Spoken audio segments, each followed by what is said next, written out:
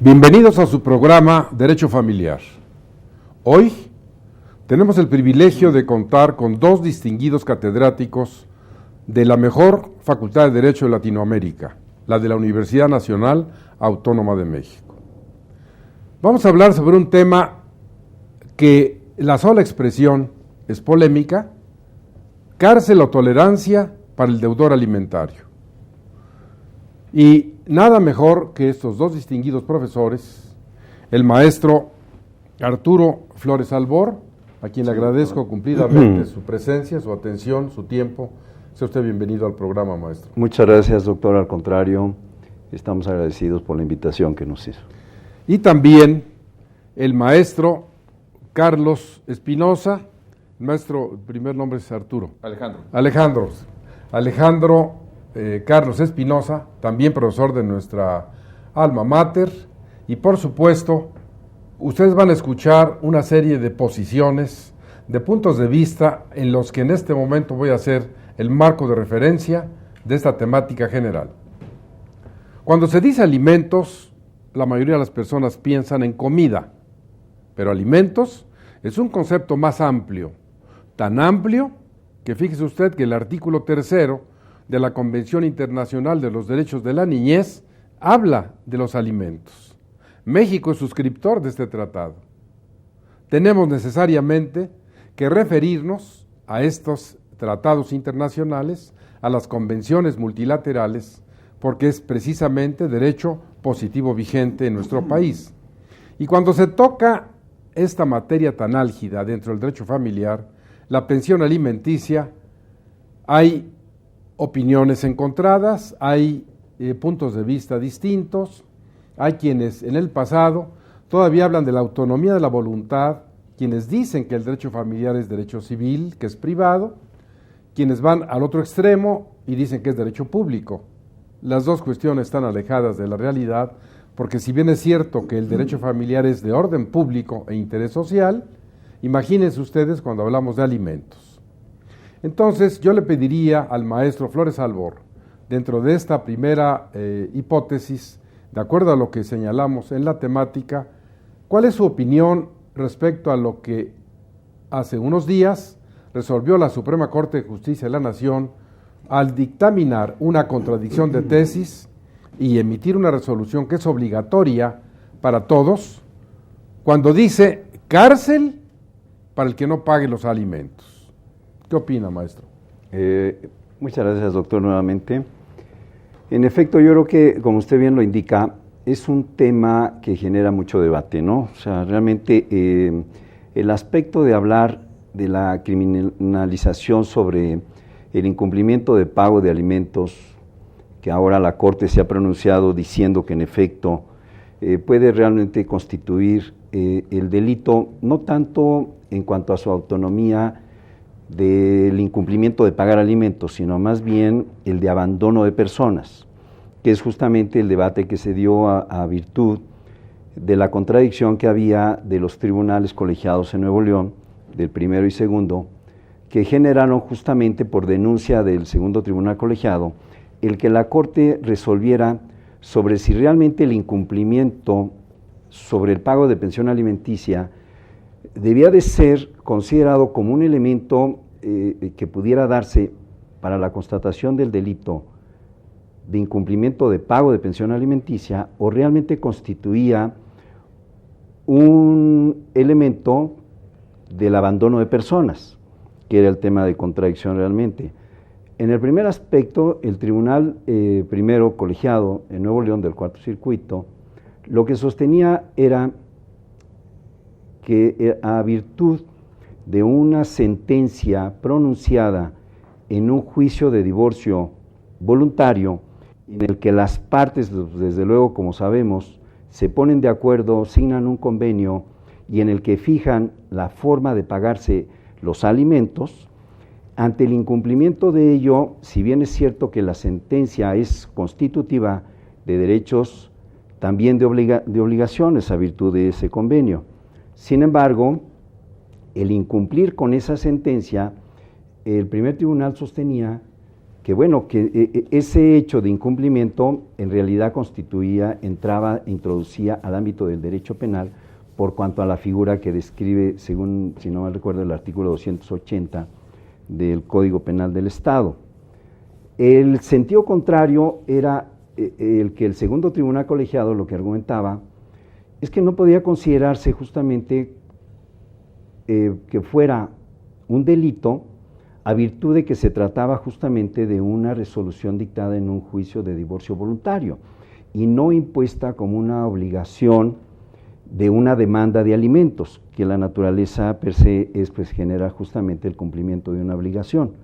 Entonces, esta discusión que se creó entre los dos tribunales, conoció, como usted bien lo dice, doctor, la Corte resuelve y señala, después de todo lo que se describe en la reseña que se tuvo a bien publicar, para conocer si efectivamente el incumplimiento de esa obligación alimentaria tendría que darse en los dos supuestos o únicamente en uno. Y lo que la Corte señaló en mi consideración es el hecho de que el incumplimiento de la pensión alimenticia realmente lo que genera es la constatación de los elementos de abandono de persona y no como el delito autónomo de ser un incumplimiento de la pensión alimenticia. Maestro, pero la Corte finalmente habla hasta de una sanción de 5 años de cárcel.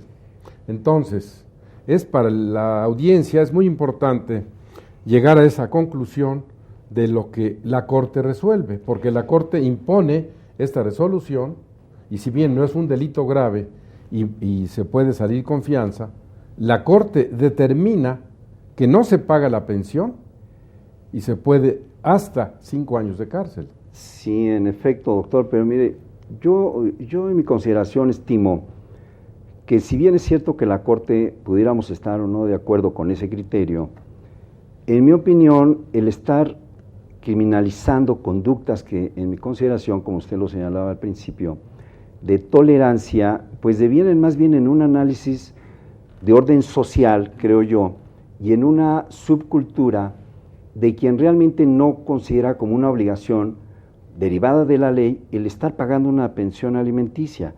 En mi opinión, lo que debería de darse realmente es un avance cultural en nuestra sociedad con respecto a que quienes tienen realmente la obligación de pagar una pensión alimenticia lo hagan a razón del principio natural de padre a hijo y no por una imposición de la ley. Entonces, aquí tenemos una primera posición muy importante.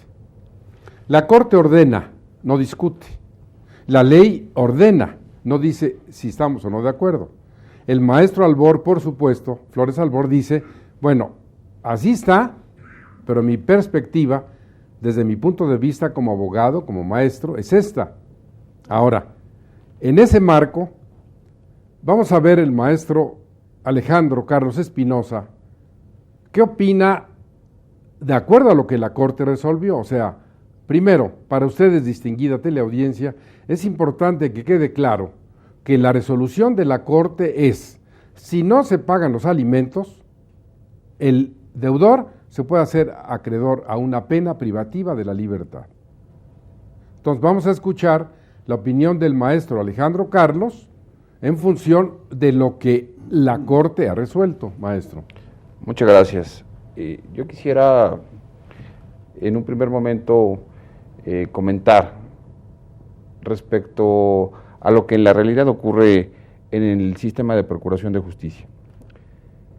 La verdad de las cosas es que hay un número importante de delitos establecidos en el Código Penal, tipos penales, conductas hipotéticas amenazadas con pena, que poca recurrencia o utilización tienen. Y en este sentido, pudiera ser, y pensando optimistamente, que este criterio de la Corte impulse la idea disuasiva del incumplimiento de los alimentos. Esto en razón de una cuestión. Evidentemente, el hecho de que la Corte avale una represión de corte penal, de tipo penal, pues tiene una significación intimidatoria que puede tener cierta utilidad. Pero seamos claros y seamos honestos. En la práctica, no tenemos asuntos o no existen muchos asuntos consignados por este tipo de delitos. La verdad, creo también que debe trabajarse, debe impulsarse esa cultura de la empatía, esa cultura de la legalidad, ese compromiso que se adquiere cuando se da el fenómeno de la paternidad. En ese sentido, dado los roles sociales, es mucho más común que quienes incumplen con esta obligación son los hombres. Pero ¿qué pasará en aquellos supuestos en los que las mujeres también incumplan con su obligación alimentaria, ¿no? Donde la ley no distingue, no hay distingo, y evidentemente estos procesos criminalizantes que se establecen a través de los criterios resultan interesantes cuando tienen una justa aplicación. Me parece que el hecho mismo de que exista la amenaza punitiva latente y que exista el criterio general de aplicación frente al incumplimiento es interesante, pero también vale la pena señalar que de nada vale que esté en la ley el criterio, que esté el criterio, el pronunciamiento de la Corte, si en la práctica poco se recurre a ello. Además de que, pues bien, las personas que están padeciendo esta circunstancia de que no son proveídas de alimentos, tienen poco acceso a la justicia. Hablar del acceso a la justicia es importante porque no siempre hay una adecuada orientación de hacia dónde ir o cómo presento la denuncia, quién me asiste, bajo qué condiciones, qué costo va a tener, no solamente que exista el instrumento legal, sino cómo lo voy a implementar y qué va a ocurrir después. Estos gastos que se significan frente a un proceso penal, el procedimiento penal más importante tal vez sea el de averiguación previa, pero también de los más largos y de los más caros. El hecho mismo de iniciar la averiguación previa no significa que el asunto va a tener ya una solución de inmediato, sino que se tendrá que integrar, ¿no? Llevará un proceso largo, desgastante, en el que probablemente la persona afectada no tenga para enfrentarlo.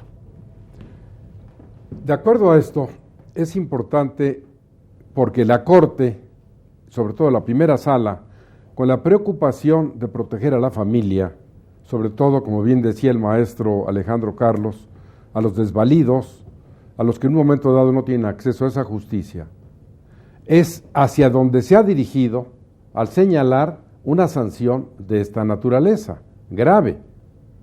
Pero aquí inclusive vale la pena, ustedes lo saben, lo he señalado en otros programas, que es tan importante el derecho penal familiar, que la tercera parte de los delitos que regula el Código Penal están relacionados con la familia. No es 1, ni 2, ni 3 artículos. Y aquí, de alguna manera, dice la Corte, hay abandono de persona, como señalaba el maestro Albor, o Flores Albor, o hay un abandono de hogar, como lo ha señalado la Corte. Pero definitivamente estamos en una confusión, en una crisis tan grave, que les voy a dejar esto antes de irnos a una pausa.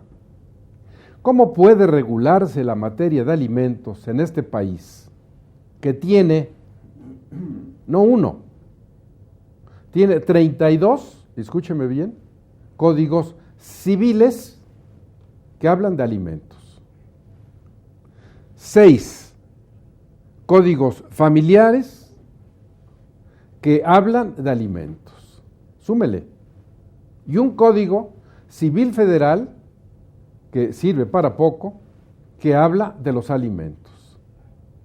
¿Cómo es posible que cruzando la línea que divide el DF con el Estado de México, se establezca ya que la obligación de dar alimentos a los hombres es hasta los 25 años y a las mujeres no hay límite?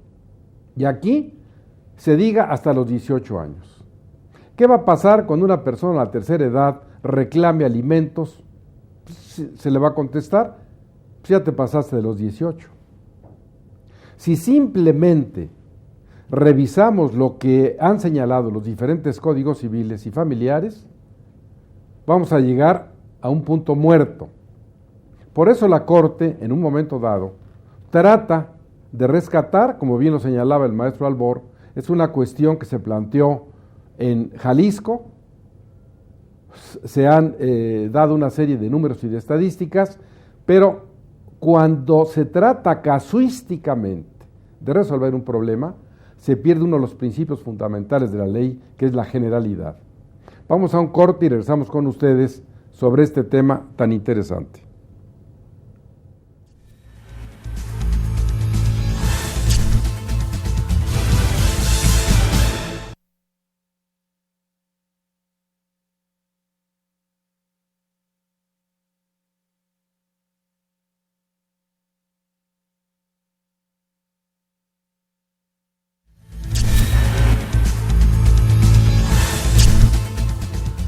Estamos hablando de este tema sobre hasta dónde hay que llevar la resolución de la Corte por lo que hace a la pena privativa de la libertad si usted no paga la pensión alimenticia. Pero no termina ahí. Hay consecuencias graves, como la pérdida de la patria potestad, como si usted tiene la guarda y custodia provisional, que se la pasen al otro, e incluso hasta la posibilidad de que tenga que pagar daños y perjuicios por las cantidades que haya dejado de administrar en cuestión de alimentos. Entonces, un poco vamos a regresar con el profesor Albor, Flores Albor, para determinar dentro de estas diferentes hipótesis, maestro, esta cuestión de los alimentos, que no es solo comida, ¿qué más va a incluir? Porque la gente, si piensa solamente en comer, en desayunar o cenar, pero es un concepto tan integral que, como usted lo comentaba, esto está ya en cuestiones de tratados internacionales y hasta dónde va. Ese no es el contenido de aquí están 100 pesos para comer. Sí, exacto. Bueno, mira, doctor, yo creo que en este sentido del concepto de alimentos y su contenido en su significado de lo que realmente integra el concepto de alimentos, también ha habido un debate muy interesante por parte de la Corte para tratar de fijar el criterio de en qué consisten. Como usted bien lo dice, no solamente es suministrar alimentos que puedan ser necesarios para la supervivencia de cualquier persona, sino que involucra también, de acuerdo con los criterios de la Corte, el que sea lo indispensable, lo necesario esencialmente para la subsistencia de cualquier acreedor a ella, a la pensión. Desde luego que aspectos de orden más allá de lo esencial, pues no constituyen este concepto de alimentos, ¿no? Porque realmente lo que se busca, entiendo, por parte de la interpretación que hace la Corte, es justamente que el obligado a proporcionarla en realidad cumpla con ese mínimo esencial de subsistencia hacia sus acreedores. En consecuencia, pues se entiende justamente que la idea es, al buscar a través del derecho penal el sancionar este incumplimiento, pues se explica que efectivamente, como lo decía también el maestro Alejandro Carlos, es justamente encontrar un mecanismo quizás de advertencia, de amenaza ante quienes incumplen de manera injustificada con ese pago esencial que requiere su acreedor. Y esto puede ser justamente entendido en tratándose de los hijos, y como yo lo decía en un principio, y no entrar en esa subcultura del no pago, de la falta de legalidad en el cumplimiento, no derivado necesariamente de la ley, que desde luego está normado y sabemos que existe por tal razón, sino que el individuo que es progenitor de hijos, por aspecto de orden natural, tendría necesariamente que entender que sus hijos dependen de él y que ello requiere necesariamente de una manera esencial cumplir con una obligación. Y aquí me regreso un poco, doctor, a lo que usted señalaba hace un momento, de cuál sería realmente la finalidad de la Corte al pronunciarse en este sentido, de penalizar conductas que se dan en razón del incumplimiento de la pensión alimenticia. Aquí me surge a mí una duda realmente importante que quisiera yo ponerla en la mesa, a consideración en este sentido. Si realmente la finalidad de la Corte fue proteger a la familia por cuanto a cónyuge e hijos respecto del suministro de estos alimentos, en la manera como he intentado explicarlo, en qué consisten, pues yo creo que lejos de llegar a ese objetivo de proteger a la familia, yo creo que el estar introduciendo agentes a la cárcel, pues poco favor le estaríamos haciendo a la familia, porque ahora ni siquiera va a haber posibilidad de que ese obligado, estando en la cárcel, pueda cumplir. Desde luego que entiendo que también habrá gente que no tenga ese carácter de cumplir con una responsabilidad, o por razón de ser un flojo, o a lo mejor alguien que sería el caso más concreto, que estimo yo se da en nuestra realidad social, es el desempleo de gentes que no porque no lo deseen o no quieran cumplir, sino porque quizás no encuentran un empleo o están en un subempleo, o hay muchos supuestos en nuestra sociedad en la que definitivamente el encontrar un camino por la vía del derecho penal para obligar a este tipo de personas en concreto, subempleados o desempleados, con esa carga obligatoria del suministro de alimentos, el conducirlos a una prisión, pues siento que no resolvemos el problema, sino por el contrario, creo que se agrava realmente en perjuicio de la familia. Entonces, y esto rompería la idea, ¿no? Es importante esta persistencia del maestro Albor, porque esta resolución, que es controvertida, que es discutible, nos está llevando solamente a una hipótesis. Estamos pensando, y usted lo acaba de escuchar, en matrimonio, en cónyuges, en hijos. Vamos a ponerla a la inversa, vamos a escuchar la opinión del maestro Alejandro Carlos Espinosa. Los alimentos los demanda una persona de 70 años, de la tercera edad, a su hijo. Y el hijo se defiende con todo, no va a otorgar esos alimentos. Llegamos hasta este extremo de la corte y le dicen a ese hijo mayor de edad, cárcel.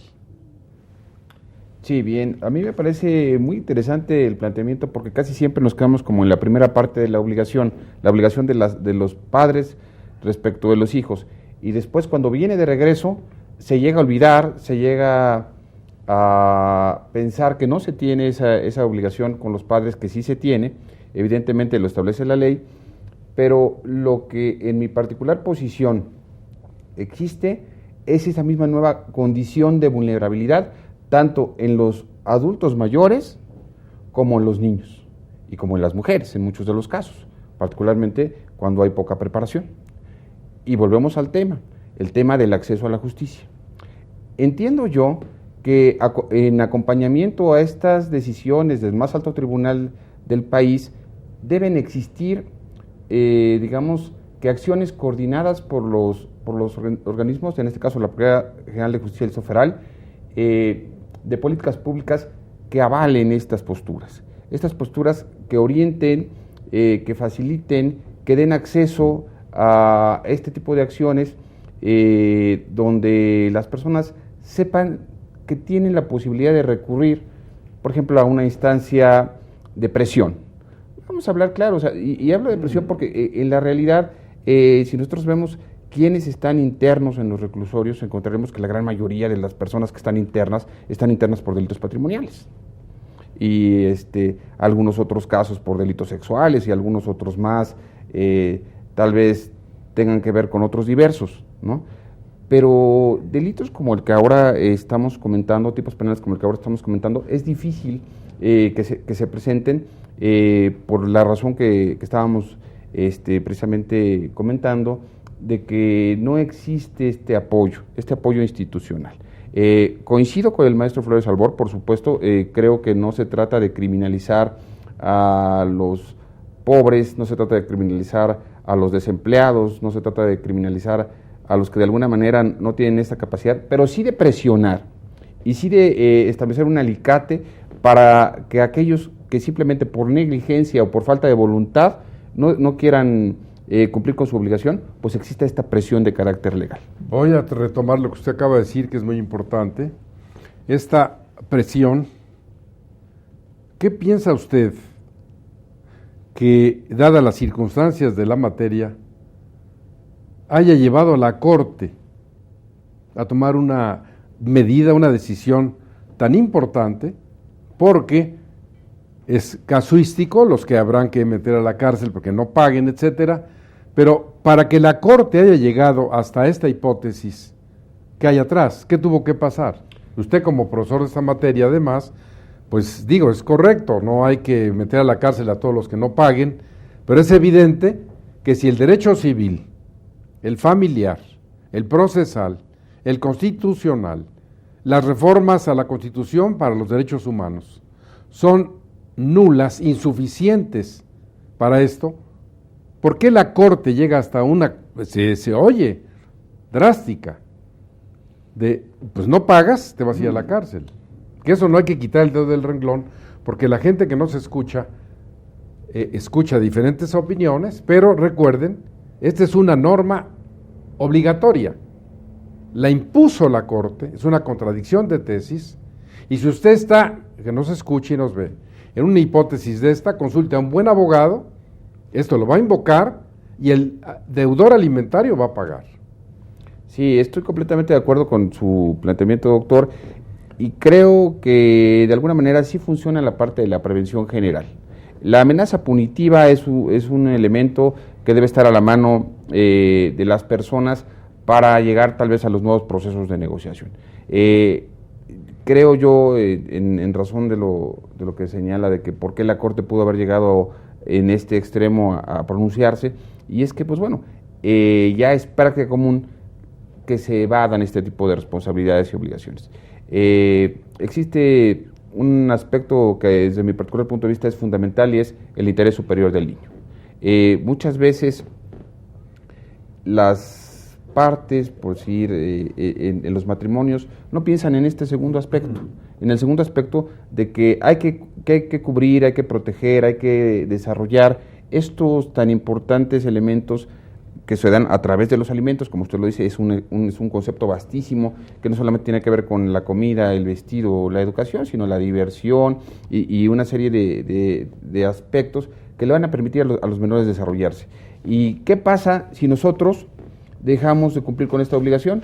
Pues evidentemente vamos a dejar a los jóvenes, a los niños, en un estado de vulnerabilidad. Y esa vulnerabilidad pues va a aparejar precisamente pues, desocupación. Precisamente el rector de la universidad, el doctor Narro, hace pocos días hablaba del tema de los ninis, hablaba de que, pues bueno, tenemos más de 5 millones. 7,5 millones de jóvenes que ni estudian ni trabajan, y decía, no vaya a ser que el bono democrático se nos convierta en un pagaré. Y eso hay que tener lo en cuenta, no solamente desde esta parte de la responsabilidad de los padres, sino de la parte de las políticas públicas. ¿Cuáles van a ser los espacios que vamos a darles a estos jóvenes? Uno muy importante, se tendrá que impulsar necesariamente desde la familia y desde el cumplimiento de las obligaciones familiares. Esto es muy importante, pero ahora vamos a la voz del penalista, al experto en la materia, que defiende acertadamente esta posición de que ¿para qué lo meten a la cárcel si finalmente si entra no va a poder pagar? Pero maestro, yo quisiera en este caso hacer una reflexión. Quizá después de la vida, uno de los valores más importantes para el hombre o para la mujer es la libertad. Indudablemente. ¿Qué dimensión puede tener el valor de la libertad frente, dramatizando un poco, la pensión alimenticia para un recién nacido, para un discapacitado, para uno que necesite geriatra, para uno que esté en condiciones tales que no pueda proveerse de lo elemental? Y ahí está el que debe. Entonces, cuando a ese que debe se le amenaza con privarlo de su libertad, ¿cómo tiene que reaccionar? Porque finalmente, ¿para qué queremos los instrumentos jurídicos? El derecho penal, el derecho familiar, el derecho civil, como hoy esta reforma importantísima que se ha hecho de los derechos humanos, que es fundamental precisamente porque ya no se habla de garantías individuales, sino de derechos humanos. Entonces, en este caso, tenemos una antinomia entre la libertad del individuo, que es lo más preciado que tiene, y bueno, los alimentos, bueno, pues hay después. Bueno, yo creo que siguiendo con esta reflexión, doctor, que muy acertadamente está señalando, quisiera regresarme un poco en el tema de lo que señalaba hace un momento, doctor. La ineficacia que pudiéramos encontrar en los instrumentos jurídicos a los que puede recurrir un juzgador en materia familiar para hacer que sus resoluciones se cumplan.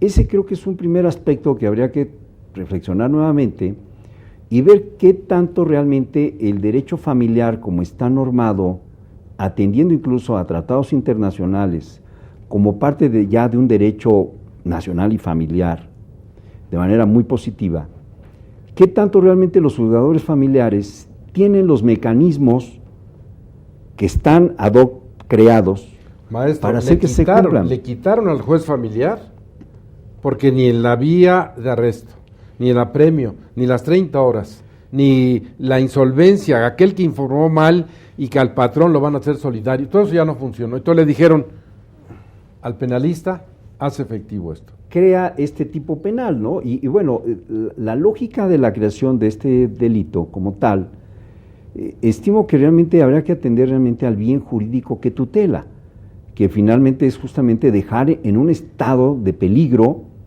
a virtud de la falta de suministro de los enseres necesarios de alimentos que requiere justamente el acreedor. En tanto que este incumplimiento se dé de manera injustificada, que ese es un aspecto que también habrá que tomar en consideración, el aspecto de injustificación en el cumplimiento de esa obligación es lo que realmente estimo está dándole justificación a la criminalización de este delito.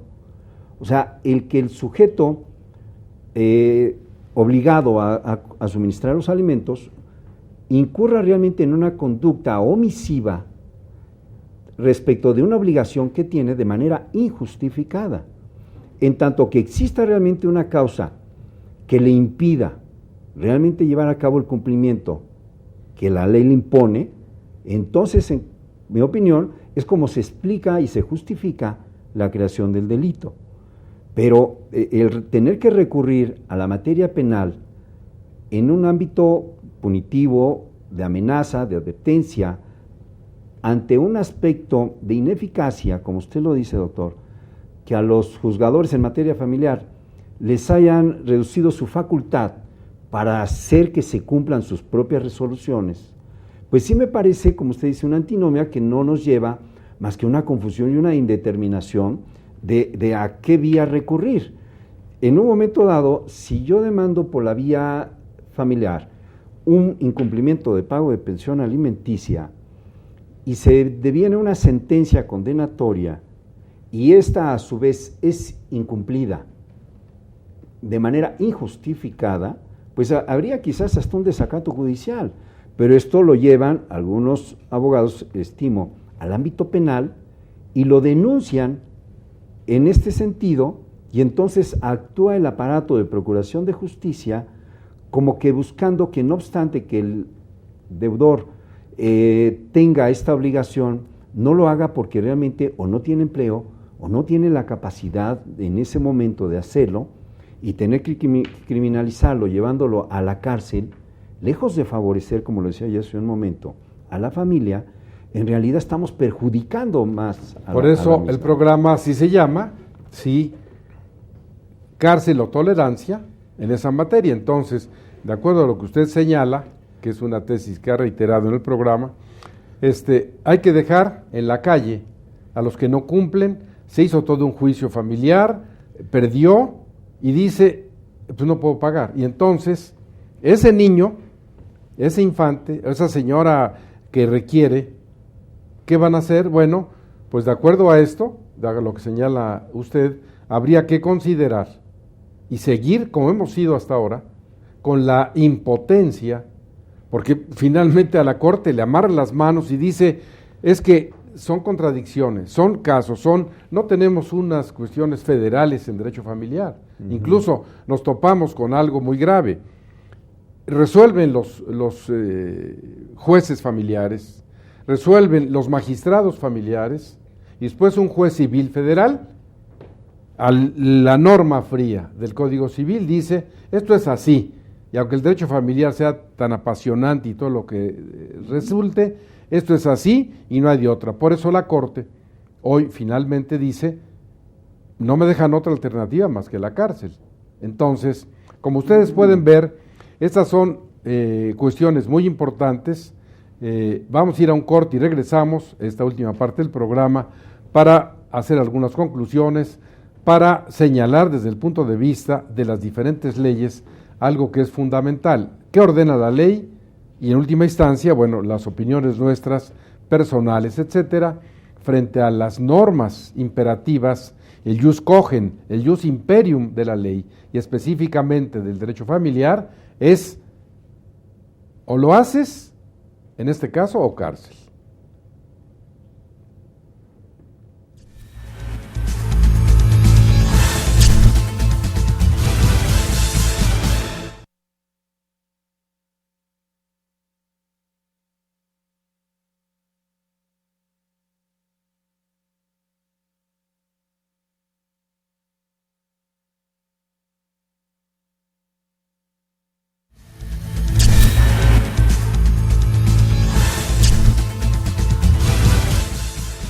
Como les decíamos antes del corte, es una materia apasionante el derecho familiar. Sus diferentes aspectos, sus perspectivas. Imagínense, hemos hablado de matrimonio, pero los alimentos pueden surgir de la filiación, del adulterio, del concubinato, hoy que somos modernos, del concubinato de homosexuales, de lesbianas, del matrimonio de personas del mismo sexo. Puede surgir de la adopción, puede surgir del divorcio, esta calamidad jurídica o este absurdo jurídico resuelto ahora por la Asamblea Legislativa, y que bueno, por ahí va la Corte señalándonos que no es violatorio de las garantías del 14 y 16 el que una señora venga y diga, se acabó esta familia, es totalmente discutible. Entonces yo le pediría al maestro Alejandro Carlos Espinosa, que a manera de síntesis, de conclusiones de esto que es tan importante, les aconseje a ustedes que están de aquel lado de la pantalla, les oriente, les diga qué hacer, maestro, frente a hipótesis de esta naturaleza. Ir a un penalista, ir a un familiarista, ir al DIF, o quedarse de que, bueno, pues si un día el señor o la señora pagan, está bien. Sí, me parece muy interesante el planteamiento hecho, sobre todo porque estamos frente a la familia como un nuevo paradigma. Estamos en un concepto evolutivo, bien lo señalaba, doctor, donde pues evidentemente la familia hoy se ha transformado de tal manera que ya no es necesariamente el papá, la mamá, los hijitos, el perro, la abuela, ¿no? Sino que ahora la familia tiene una diversificación. Tenemos tantas familias como leyes, normas y actos jurídicos hay. Sí, o sea, es algo impresionante, ha crecido de una manera exponencial. Y bajo esta nueva óptica de diversidad, de apertura, de tolerancia, creo yo que lo que debemos de trabajar bajo cualquier esquema es la educación en valores. Y la educación en valores pues nos va a llevar necesariamente al cumplimiento. Y evidentemente quien se salga del marco pues tendrá que ser reprimido por la ley penal, ¿no? Evidentemente tenemos que pensar siempre bajo el principio de última razón de Estado para su aplicación, buscar que sea la última alternativa, pero si no hay otra alternativa, tendremos que recurrir al derecho penal. El derecho penal para efecto de presionar, a lo mejor de mediar, obligar a cumplir, y si de plano, ahora, nadie está obligado a lo imposible, y también lo sabemos, ¿no? Entonces ahí habría incluso una excluyente de responsabilidad, ¿no? Si alguien no tiene verdaderamente esa posibilidad, bueno, nadie puede dar lo que no tiene, pero si sí tiene, o por lo menos tiene la potencialidad de generarlo, pues que se ponga a trabajar y que Maestro, se ponga a ayudarnos. Tú sabes, normalmente, esta es una materia tan álgida, tan especial, que cuando se llega a ese extremo, cuando ya se batalló por todas las instancias, no es que no tengan, es que es o venganza, o me hicieron, aparece la alienación parental, la alienación de la madre, los hijos alienados, y nos vamos a un mundo que parece fantasía, pero que es más real que nosotros que estamos aquí. Entonces, el derecho penal, tú le sugerirías a las personas que nos ven tomarlo como una alternativa o dirías, espérense, aguántense y a ver cuánto aguanta para que el señor pague o la señora? No, desde luego que no. La invitación que yo haría a los escuchas sería precisamente en el tono de trabajar la educación en valores. Si esto no resulta, las vías legales, buscar la conciliación, la amigable composición, los encuentros mejores y más favorables para todos.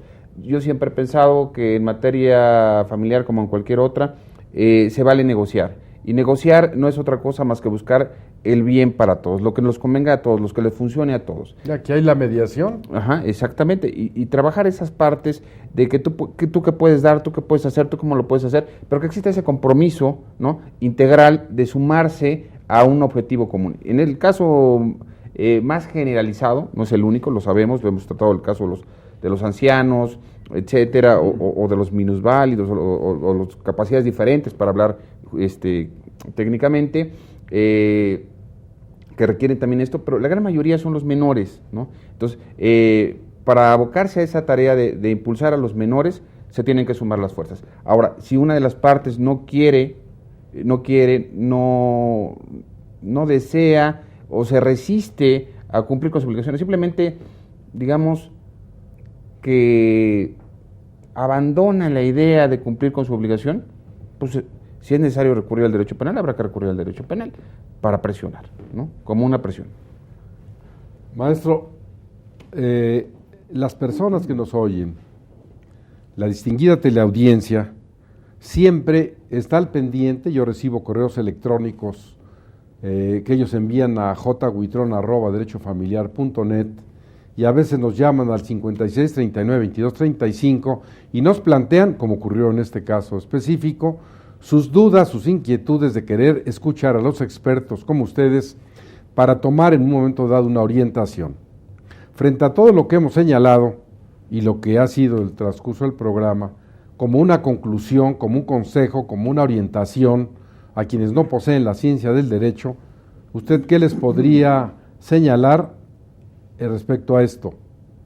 Sí, doctor, mire, en mi consideración yo creo que un primer aspecto que cualquier persona que se encontrara en los supuestos de la ley en cuanto a que no percibe una pensión alimenticia, debe desde luego analizarse de una manera en un caso concreto e individualizado.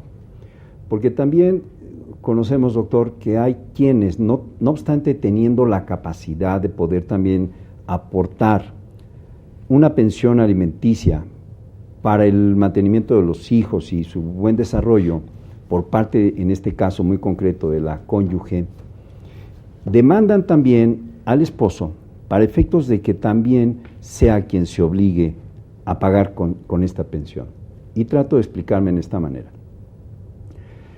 Yo recomendaría realmente a la teleaudiencia y a quienes nos hacen favor de escucharnos que recurrir al derecho penal constituye realmente un mecanismo en efecto de coacción, porque desde luego nadie le gusta y a nadie interesa verse involucrado en lo que implica realmente un proceso penal, quiero decir, ¿no?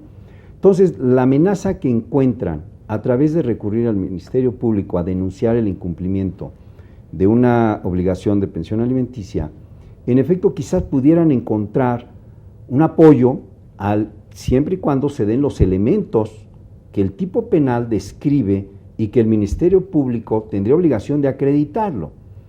En este caso, creo que el recurrir de manera directa al derecho penal no va a ser la vía más adecuada, porque el Ministerio Público jamás va a decretar una pensión alimenticia de carácter provisional, lo que sí tiene la facultad el juez de lo familiar.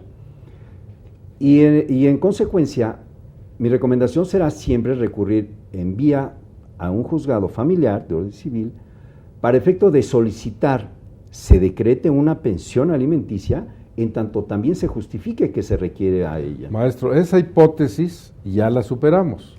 Ya se agotó, ya se dictó la sentencia, causó ejecutoria y el acreedor dice no pago. El extremo en ese supuesto, quizás compartiendo un poco la idea que dice el maestro Alejandro Carlos, el tener que recurrir al derecho penal tendría que ser la última razón de ello, ¿no? Para tender a obligar a la persona que verdaderamente se trate de un desobligado, valga la explicación, y no que exista alguna causa que justifique su incumplimiento. En tanto estos dos supuestos no concurran, es decir, que se trate realmente de una persona desobligada por cuanto a su cumplimiento, que tiene capacidad de hacerlo y no lo hace, pues sí, desde luego constituye en mi consideración una conducta que deviene antijurídica y desde luego puede ser punible. Maestro, ¿cuánto tiempo, por su experiencia, su ejercicio profesional, su cátedra, cree usted que puede un recién nacido, una persona que no se puede valer por sí misma, uno que padezca discapacidad, aguantar sin comer? O sea, vamos a llevarnos todo este juicio, vamos a la primera instancia, a la segunda, 30 o 40 apelaciones, el sistema lo permite. ¿Y? Bueno, nuestro ordenamiento jurídico penal, desde luego que regula diversas hipótesis típicas de conductas delictivas, como usted también lo señalaba, doctor. Realmente el Código Penal prevé, en razón de la protección familiar, la creación de diversos tipos penales. En el caso concreto que usted plantea, de tratándose de bebés o de niños o de personas con una discapacidad que no pueda realmente ser autosuficiente, desde luego que requiere de la representación de alguien que haga exigible a quien tiene la obligación de suministrar alimentos, de que lo represente. Y acudir a un tribunal, en mi consideración, es más expedito y más viable en un principio acudir a un tribunal familiar que ir en denuncia penal para ver si aquel cumple. Porque finalmente yo creo que aquí el cumplimiento de esa obligación debe darse bajo dos supuestos que yo percibo. El primero, que tendría que ser la capacidad, y el segundo, la voluntad. Aquí lo que realmente estamos poniendo es la falta de voluntad por cumplir, no atendiendo a la capacidad. No obstante que sabemos que la Corte también se ha pronunciado en que el suministro de los alimentos también debe ir en proporción de la capacidad que tenga el obligado y de la necesidad del acreedor. Pero en la voluntad es en donde yo creo que podemos, desde el punto de vista de nuestro sistema normativo, encontrar la explicación de qué es lo que realmente se está sancionando. Esa falta de voluntad propia en el cumplimiento de todas las obligaciones de carácter patrimonial. Maestro, entonces en esa hipótesis, cuando el sujeto o ella que tiene obligación de dar sus alimentos, en la casa de repente él ya no cumple y deja de llevar el dinero para que coman la leche, para que desayune, para que coman, se va un día, se va 2, se va 8, se va, y esa familia, bueno, pues tiene que ir, presentar una demanda, ir a buscar un abogado y a ver un juicio.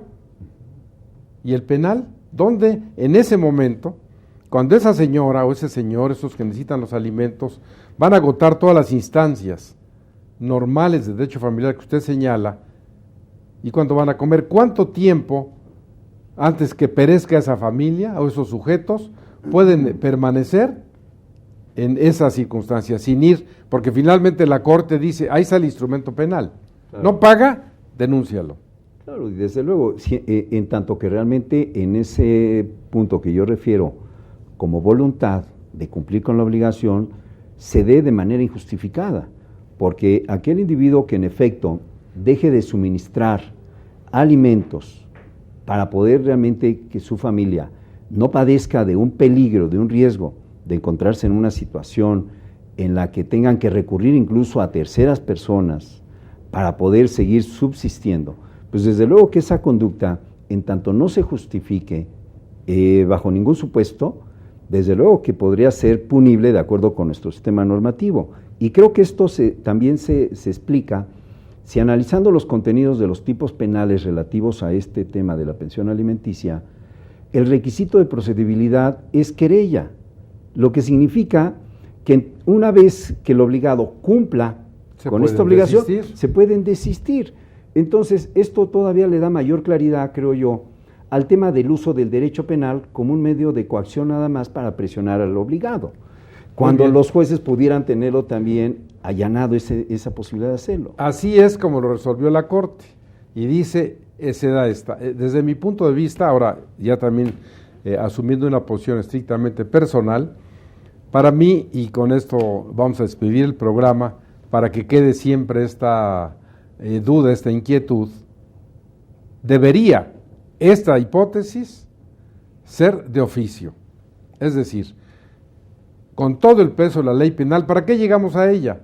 Ya sabemos qué va a pasar cuando se quiera negociar, que si, bueno, voy y pago, entonces lleva a la señora, lleva a los niños y dice, desístete, pasa una semana, pasan dos, y otra vez suele dar la misma historia, como un cuento de nunca acabar. Porque en tribunales, imagínense ustedes, y esto lo van a oír en unos pocos días, la Asamblea Legislativa del Distrito Federal, ante el incumplimiento crónico, permanente, de los que no pagan, está presentando una iniciativa para crear en el Distrito Federal un registro de deudores alimentarios. Un registro donde, como en un buró de crédito, van a poner a todos los sujetos de los 42 juzgados familiares que no pagan alimentos. Interesante. Ustedes van a ver cómo más adelante, y siempre yo permanentemente tendré esta convocatoria para escuchar nuevamente a los profesores que hoy nos han acompañado, al maestro Alejandro Carlos Espinosa, a quien obviamente le reitero mi agradecimiento por su tiempo, su presencia, al maestro que nos ha llenado sabiduría, que ha señalado todas estas cuestiones, el maestro Flores Albor, donde en un momento dado, ustedes han escuchado diversas posiciones, tome de esto que ha escuchado lo que crea más conveniente y actúe, porque finalmente el dejar a que se cumpla sin entender que el derecho familiar es de orden público y que es un conjunto de normas jurídicas impuestos por la ley. Usted se casa, ¿y usted qué dice cuando se casa? Sí, me quiero casar. Pero después de que se casa, se le aparece un catálogo de deberes que o los cumple o los cumple. No es a la autonomía de su voluntad, ni es saber si quiere. Recientemente la Corte dijo, si en la relación sexual entre cónyuges o entre concubinos se usa la fuerza física, se aparece la figura de la violación. Como ustedes ven, es un tema recurrente. Espero seguir contando con su presencia, que ustedes nos sigan llamando, que nos escriban al correo que ya conocen. Por hoy les agradecemos que nos hayan recibido en su hogar y nos veremos en una próxima emisión de Derecho Familiar.